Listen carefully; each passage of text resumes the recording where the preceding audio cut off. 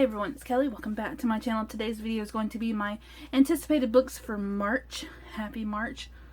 I'm going to be the cliche person. How's it March already? Okay, that's out of the way. March has some good books coming out. I'm filming this on March 3rd, and there's some books that have already came out yesterday, March 2nd. And the first book that I'm going to be talking about is The Bright and the Pale by Jessica Rubinkowski. And I think it's based on Russian folklore. That's what I'm getting from the reviews. This cover is just so pretty. It's blue, it's got a mountain, it's ice. Those are some of my favorite things to find on book covers. And so it's about 17-year-old Valeria is one of the only survivors of a freeze, dark magical hold Connaught Mountain unleashed over her village. Everyone, including her family, is trapped in an unbreakable sheet of ice, kind of like Frozen. Ever since she's been on the run from the Tsar, who is determined to imprison any who manage to escape. Valeria finds refuge with the Thieves Guild, doing odd jobs with her best friend Alec, the only piece of home she has left. That is, until he is brutally murdered. Dun dun dun. A year later, she discovers Alec is alive and being held against his will. So, yes, very up my alley. The cover is beautiful, and it's part of a duology, so I'm not sure what the second book is called because the first book just came out yesterday, but yes, and it's so I'm going to be gushing over the covers. Let's see, Jessica Rubinkowski. Have you wrote anything else? No, not that I can tell. She does have Wrath Mercy. It doesn't have a cover. It's expected next year, so she's going to be having another book coming out. That's probably the second book. I'm not sure, don't quote me. Book I'm excited about. Obviously, this is that list. So, here's the second book, Firekeepers Daughter by Angeline Boulet, or Boulay. This cover is so pretty. Once again, fire is another element I like on books. And I'm really digging all of the bold colors of this and how the girls' faces look like a butterfly. So, it's a thriller about a native teen who must root out the corruption in her community for readers of Angie Thomas and Tommy Orange.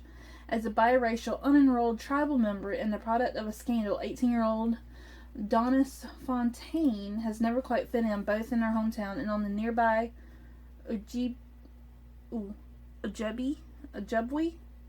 I need to learn how to pronounce that. And in our Ojibwe language, Ojibwe. our word for south. Ojibwe. So, okay. Both her hometown and on the nearby Ojibwe reservation, Donna dreams of studying medicine, but when her family is struck by tragedy, she puts her future on hold to care for her fragile mother. The only bright spot is meeting Jamie, the charming new recruit on her brother Levi's hockey team. Yet even as Donna falls for Jamie, certain details don't add up, and she senses the dashing hockey star is hiding something. Everything comes to light when Donna witnesses a shocking murder, thrusting her into the heart of a criminal investigation. So it's another murder, thriller, mystery story. Yeah.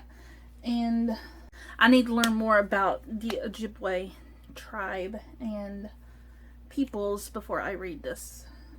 And learn how to pronounce things. So, but, yes. It's got 4.5 stars out of 328 ratings. And this comes out on March 16th. And I'm sorry for the sun. The sun's deciding to be the star of the show and give me lines.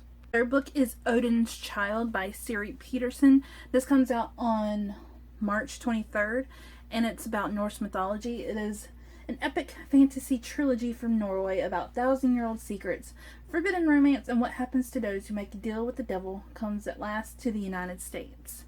So, ever since I got into the Marvel movies years ago, back with the first Iron Man, and when Thor came out, I was really into the Norse mythology, and I've always been a big fan of mythology, mostly Greek and Roman, and then I like broadened my horizons with Norse mythology, and this immediately attracted my attention, and I became interested in Vikings and Norway and Odin and Thor and Loki. Loki's my favorite. But this is about 15-year-old Herka has always been an outsider in the world of Ym, or Ym. I forget how to pronounce that. She's the only person without a tail and the only one unable to access the might, a current of power that runs through the earth. Her differences become more and more of a concern as the date approaches for the rite, the ceremony where everyone is to be blessed by the all-knowing seer and the council of powerful families who rule in his name. With only a few weeks until the rite, Herka discovers the shocking secret behind why she is tailless and mightless. She's not from this world. So, this is a young adult fantasy, high fantasy, science fiction, and it's 519 pages, so it's a big boy. It's a translated from Norwegian. So, this is the English edition, and it's coming out this month, so it's already a book, but I can't pronounce the series name, so I will put it right here, but this cover is just intriguing, and hopefully it has some dragons in it. One on this list is Our Last Echoes by Kate Alice Marshall. This comes out on March 16th, and it is a young adult horror thriller. It's Kara Thomas meets Twin Peaks in the supernatural thriller about one girl's hunt for the truth about her mother's disappearance. And the first sentence of the synopsis is, Sophia's first memory is of drowning. That's one of my biggest fears, is one of my children drowning, so I may have a time with this one, but the cover, it is all gray and spooky and sinister and questionable, and yeah, it's an eerie collection of found documents and written confessionals in the style of Rules for Vanishing, with supernatural twists that keep you questioning what is true and what is an illusion. So hopefully it's like mixed media type. I'm hoping. I love those types of books. And it takes place in Bitter Rock, Alaska. I'll take it. It's like icy setting. It's cold. Yeah. I think I'll dig it. This one has to be my favorite cover of the month, and that is The Place Beyond Her Dreams by Obi Aligwekwe. I hope I'm pronouncing that right. It is a young adult fantasy. I promise that not all of these books I don't think are young adult. I try to choose a good mix between young adult, and middle grade. So far it's young adult. So it's at the sudden death of her grandfather. Ona's pain drives her to mystical Lena, a place of infinite possibilities. There she discovers she's an Eerie, chosen to accomplish a special purpose on Earth, and is handed a box in exchange for what she desires the most. Burdened by her quest, Ona learns that dreams carry a hefty price, and no one is who they seem. As evil looms, she must unmask the villain and save the one she loves, even at the risk of losing everything she holds dear. Set against the backdrop of two warring towns, The Place Beyond Her Dreams delivers life lessons using a powerful fable. This coming-of-age fantasy takes the reader on the path to self-discovery and demonstrates the transformation one must go through to realize and eventually occupy their purpose. And the expected publication date is March 16th. So, this cover, like I said again, it's just beautiful. It's got like the upside down castle and then a castle in the background, and it's got little swirlies that kind of look like a face hidden to me. Beautiful. I need to follow this author.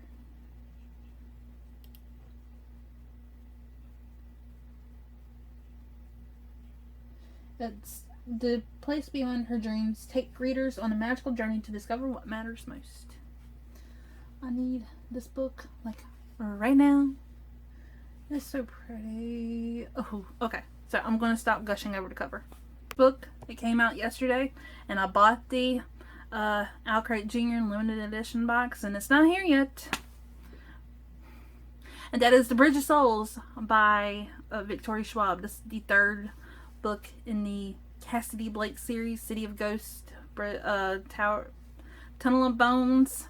It's about a little girl. She can see ghosts through the veil because she had a near-death experience, or she did die, or it was a near-death experience, and her parents had this ghost adventures type show, which is Ghost Adventures, my favorite show. And this third book takes place in New Orleans. So I'm thinking it has something to do with Hurricane Katrina or something like that. And yeah. Came out yesterday, like I said, March 2nd, and I need it now. This is one of my favorite middle grade series to read, and my kids love it. I read it out loud to my kids.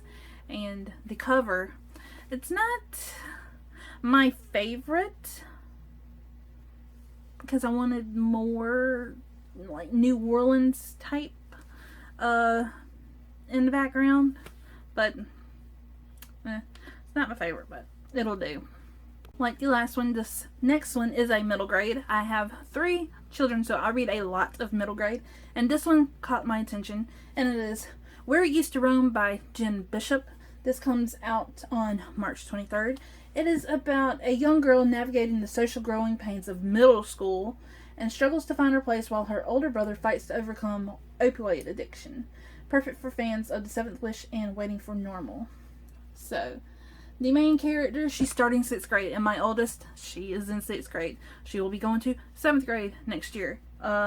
She's in middle school. Ugh. And I figured that this will be a great read for her as well, because she'll connect with the character, but she is the oldest. She doesn't have an older sibling that is going through a struggle, so she won't connect on that part, but maybe she'll connect with the girl struggling in 6th grade, because my daughter has had a lot of struggles this year. My daughter has grown up a lot this year. She has found some major dislikes and likes. Her interests have changed dramatically. And she's starting to fight me on things, which is a teenage thing. So that's probably a little TMI for this video, but yes. This takes place in Wyoming, and yeah.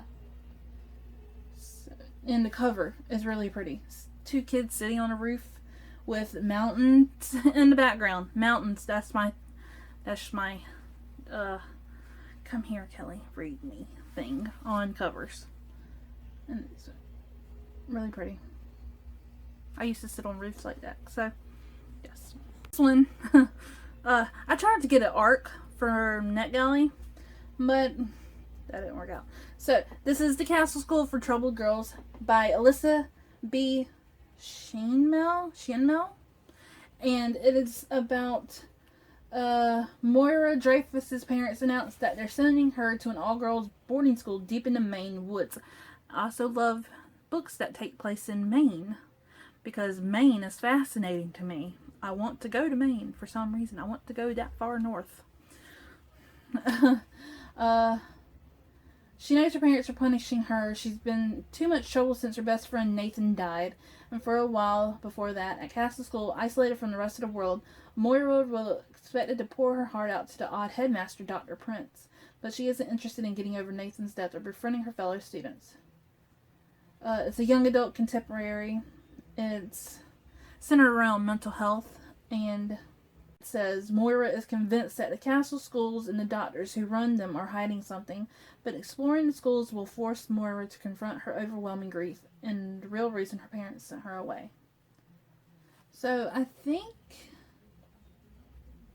I've been seeing this so everywhere, and I'm reading the reviews right now, and the reviews are very positive about the mental health rep.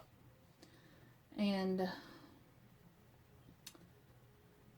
yeah, it's trigger warnings for grief, chronic depression, self-harm, eating disorders, loss of speech, trichotillomania. Oh, I have to learn how to pronounce that.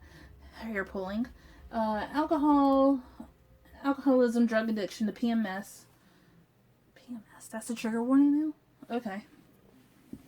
Well, yes, young girls. PMS, yeah. So yes, this is definitely one that I want to read. It came out yesterday, so as soon as my library has it, when they are not dragging their feet and not have it until like July or August, maybe I will read it sometime in the next month or two, and not later this year. This book, the cover just gives me all these summery vibes and tropical island vibes. It is With You All the Way by Cynthia Hand. I love Cynthia Hand's writing. My Plain Jane, My Lady Jane, love it. The Afterlife of Holly Chase, also great. So this is about a girl who she's trying to lose her virginity to her boyfriend, and after a very embarrassing attempt, she finds him cheating on her. And then she has to put up with her older sister's advice, which, girl, no. And it's about a family vacation in Hawaii, where Ada discovers her own mother is having an affair. What? Apparently everyone is falling into bed with people they shouldn't. Everyone except Ada. But when Ada decides she's going to stop trying and start doing, sex that is, her best laid plan overlooks an inconvenient truth. Feelings, romantic or not, always get in the way. The feelings. Can you go away? It comes out on March 30th at the end of the month.